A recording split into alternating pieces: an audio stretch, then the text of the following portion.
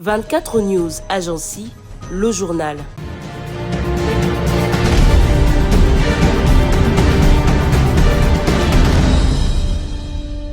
L'ancien président congolais Joseph Kabila a engagé un avocat basé aux États-Unis pour contester les sanctions imposées contre lui par le Trésor américain en avril dernier. Washington l'accuse de soutenir les rebelles de l'AFC M23.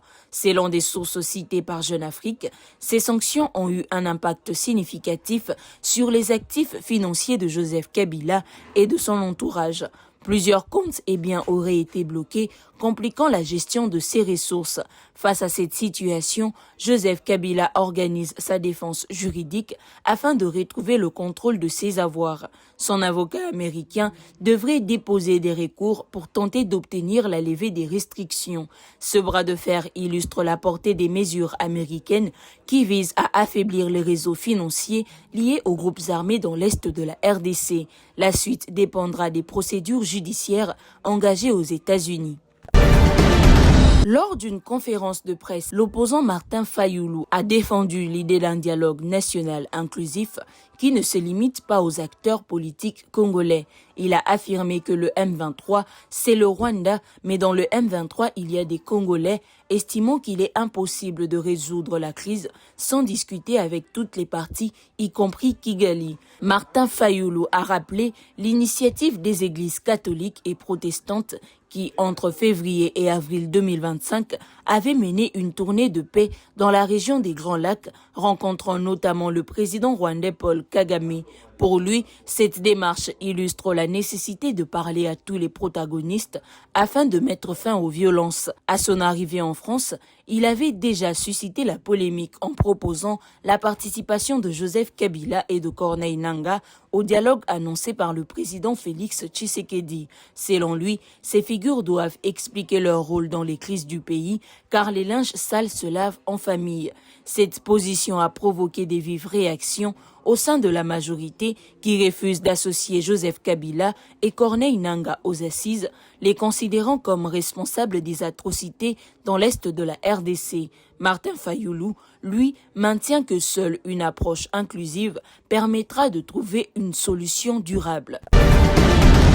Le président de la communauté Banyamulenge, Enoch Ruberangabo, a déclaré mercredi 19 août à Kinshasa que cette communauté reste fidèle à la République démocratique du Congo. Il a rejeté toute tentative d'associer son identité à un projet expansionniste du Rwanda. Notre identité ne servira pas au projet expansionniste du Rwanda. Notre loyauté envers la RDC ne sera pas négociée, a-t-il affirmé dans une déclaration diffusée à la télévision nationale. Ces propos visent à dissiper les ambiguïtés souvent entretenues autour de l'appartenance des Banyamulenge. Cette prise de position intervient dans un contexte de tensions persistantes entre Kinshasa et Kigali, marqué par des accusations récurrentes de soutien du Rwanda à des groupes armés opérant dans l'est du Congo.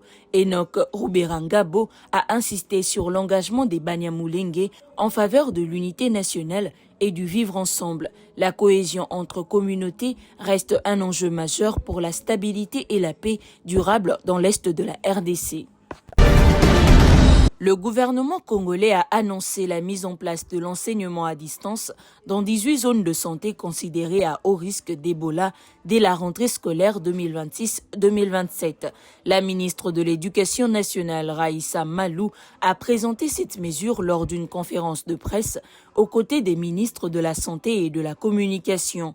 Les cours seront préparés et distribués toutes les 4 semaines sous forme imprimée et diffusée par les radios locales. L'objectif est de garantir la continuité des apprentissages tout en limitant les risques de propagation du virus dans les écoles.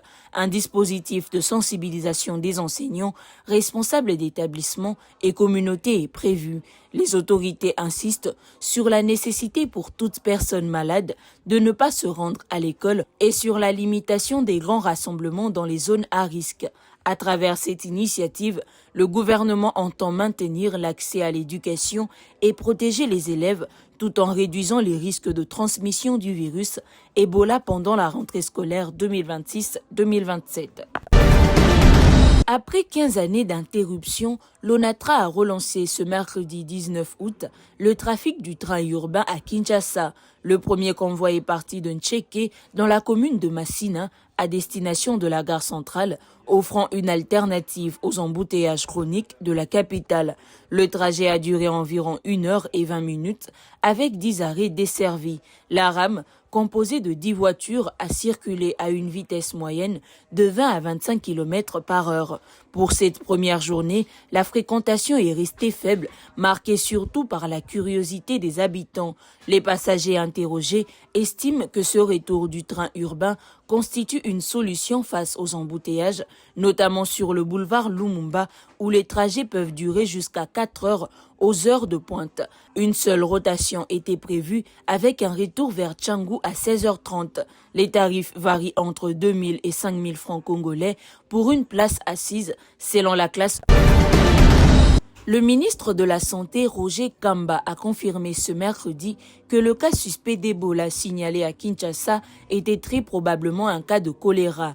Les analyses effectuées ont toutes donné des résultats négatifs pour les virus Ebola. Selon un rapport de la zone de santé de Lemba, la personne concernée, arrivée de Mbandaka le 12 août, avait présenté diarrhée et vomissements avant de décéder le 16 août.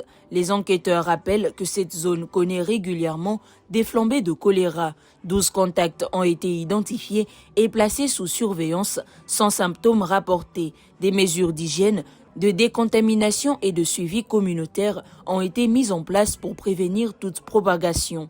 L'INSP et l'OMS ont confirmé l'invalidation de l'alerte Ebola. Le ministre a insisté sur le renforcement de la surveillance des embarcations arrivant à Kinshasa et annoncé le lancement de l'initiative Fleuve Congo sans Ebola pour prévenir l'introduction du virus dans la capitale.